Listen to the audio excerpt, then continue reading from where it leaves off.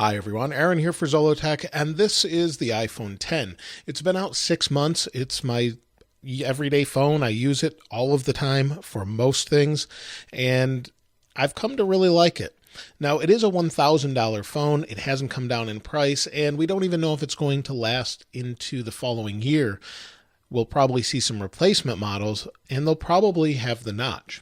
And the notch is the first part of the new design. Now, I love this edge-to-edge screen. In fact, when I go to a different phone, such as the iPhone 7 Plus, for example, it just feels old when the screen's on, just because that edge-to-edge display is something I've really gotten used to.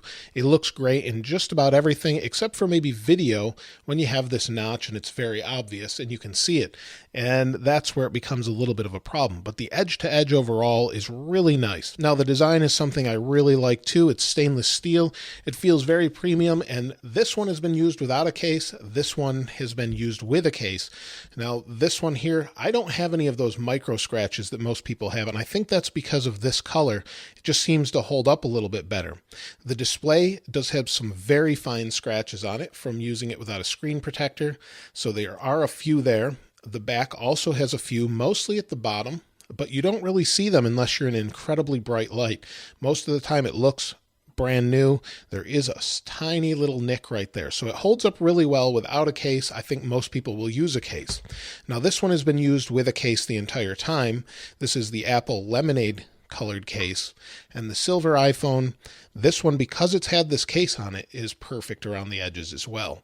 There's no scratches that I've seen whatsoever.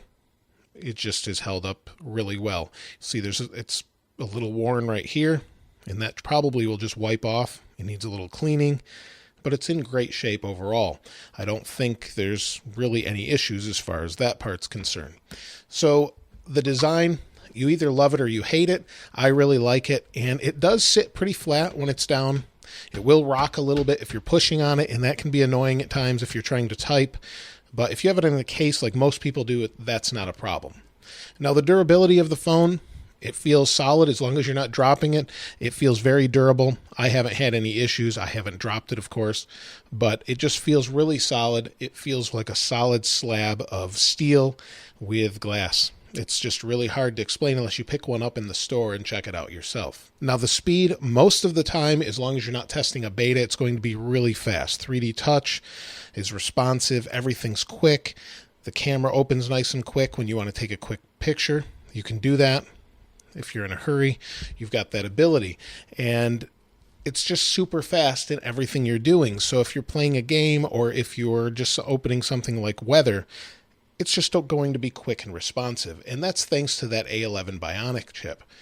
Now, the one thing that's new to this that most people are crazy about, I'm not so crazy about, is Face ID. So you'll see here it unlocked nice and quick. I can do the same thing here. Swipe up. It's pretty fast most of the time, but when I was at CES, for example, I found it to be really annoying because I have the attention setting on, so you have to look at it, it's more secure, and it just took a little bit longer to open than it would be as if I put my thumb down on and just did unlocked. So that part is a little bit annoying to me still. I think it'll get better over time and faster, but right now, Face ID, it's okay, but there's some weird gestures when you download an app, for example, where you have to double click this that I just find goofy and unintuitive. So if we go to a free game here, maybe we'll get this one, it pops up and wants me to double click to install, and I really don't like that. I think it's really kind of a goofy way to do that. Maybe there's a better way just to tap it on screen. That's something I find annoying, and the phone itself, with its gestures, though, makes up for most of that. So you go back into an app really quick. I just love the whole gesture thing. Swipe it away, go into here, tap if you want to swipe it away. If you need to close it, something's crashing. Getting used to pulling down from the upper right, and your notifications are no problem for me whatsoever. I really like it. I got used to it quickly, and when I go back to another iPhone, like the 8 Plus, for example, I find it difficult to do because of that. Now, the camera has held up really well. I've used it for some videos. In fact, when I'm shooting outside, and I'm shooting a video such as the iOS 11.3.1 or something like that, one of those update videos, I'm very confident in this camera to get the job done in 4K.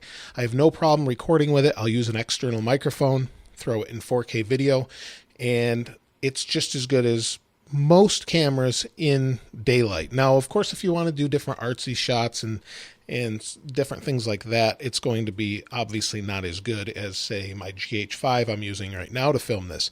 But for the most part, you can get the majority of things you want done with this.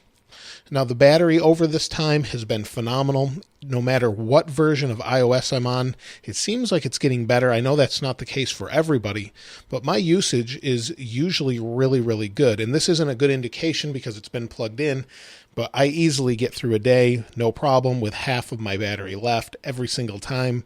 And you'll see I'm on Twitter, email, Facebook, messages, YouTube Studio, YouTube a lot, and I have no issues whatsoever with battery. I love the wireless charging. I like how quickly it charges overall, and I think it's a great product, and I hope it just gets better over the years.